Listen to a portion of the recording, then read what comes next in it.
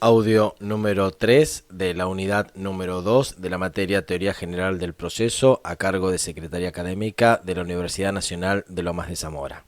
El tema que vamos a analizar en este audio es competencia.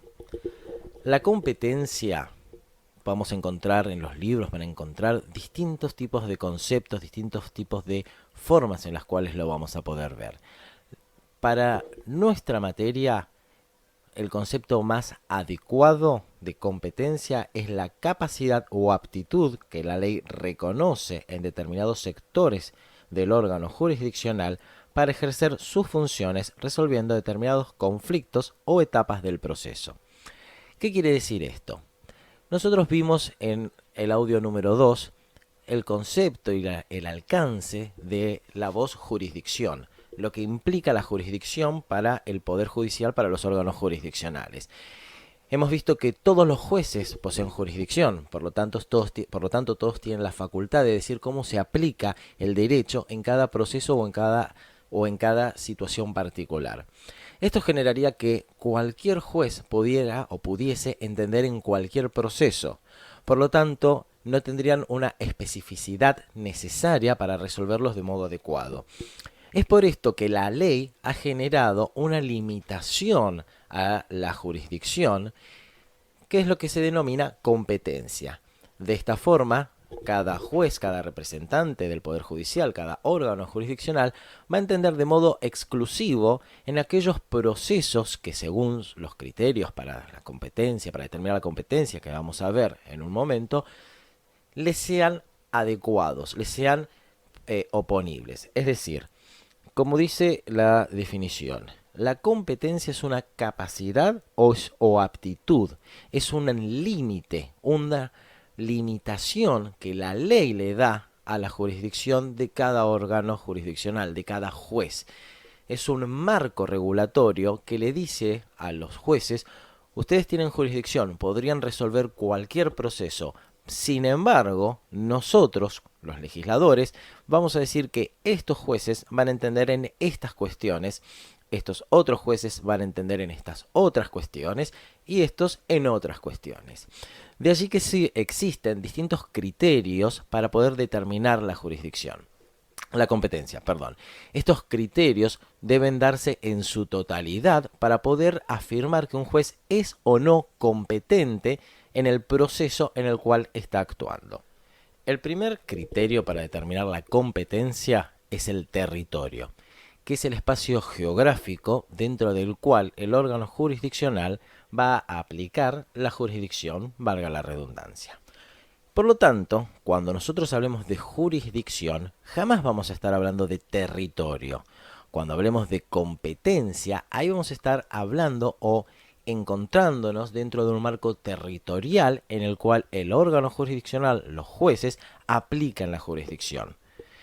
Es muy común escuchar en los medios de prensa o leer que se habla de jurisdicción de la comisaría, jurisdicción.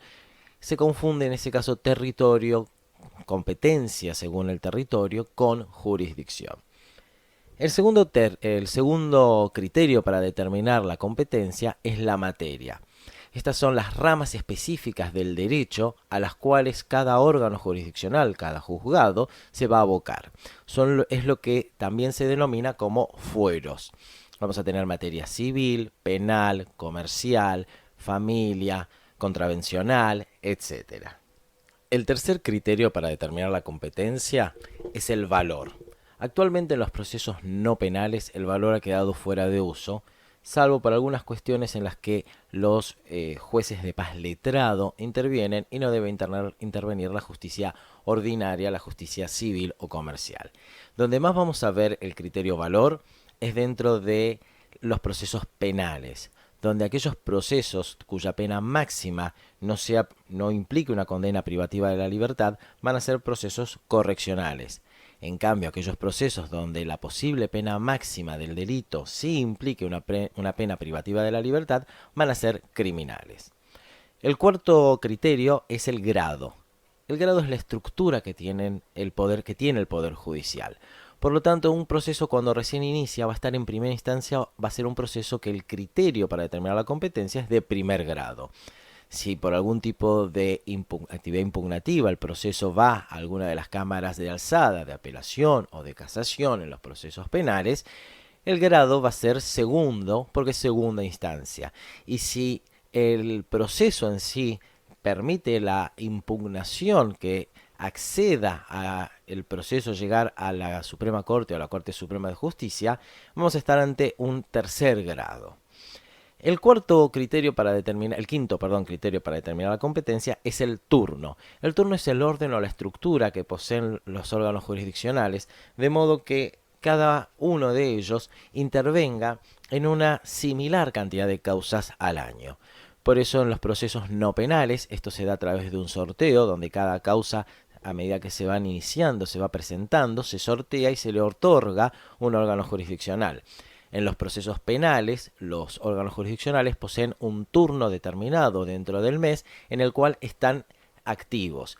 Todo delito que se cometa dentro de esa etapa del mes, que puede ser una semana, puede ser 15 días, puede ser 10 días, depende esto mucho de cada departamento jurisdiccional, cada delito que se cometa dentro de ese plazo de tiempo va a ser remitido a este órgano jurisdiccional. Es decir, estos criterios para determinar la competencia se deben dar en su totalidad para que el órgano que intervenga sea declarado competente. Si no, se podría plantear la incompetencia de los órganos jurisdiccionales en esta cuestión. Si se llegase a plantear un pedido de incompetencia, surgiría lo que se denomina conflictos de competencia. Vamos a tener un conflicto de competencia cuando dos o más órganos jurisdiccionales manifiesten entender o no deber entender sobre un proceso. Por ello, cuando tengamos un juez o más jueces que manifiesten no ser los competentes en un proceso, por vía de la declinatoria remitirán la causa al órgano jurisdiccional que ellos consideren debe entender en el proceso.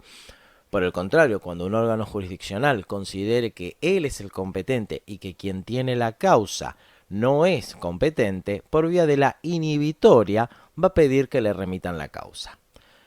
Si quien tiene la causa la remite o, en el caso de la declinatoria, quien recibe la causa acepta la competencia, no vamos a tener un planteo de un conflicto formal de competencia.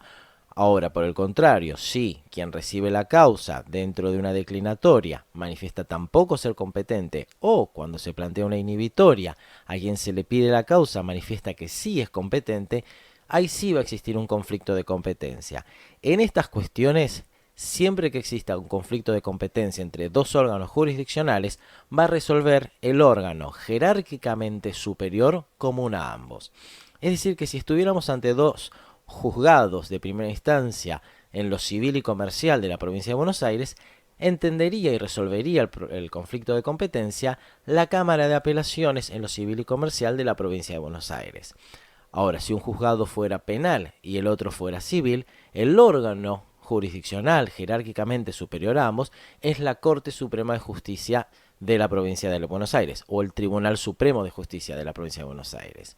Lo mismo va a ocurrir si tenemos dos órganos de distintos departamentos de distinto territorio, uno de la ciudad de Buenos Aires y otro de la provincia de Buenos Aires, o uno de alguna provincia cualquiera, Catamarca, y uno de Mendoza. El órgano que resuelve es el jerárquicamente superior común a ambos. Esto en cuanto a lo que son los conflictos de competencia. Nosotros también tenemos dentro de nuestro ordenamiento jurídico lo que se denomina doble orden jurisdiccional, la justicia ordinaria y la justicia federal, a la cual vamos a dedicarle mayor tiempo para explicarlo cuando veamos la unidad número 3 la próxima semana. Finalmente, para terminar con la unidad número 2, vamos a hablar de el fuero de atracción y la conexidad.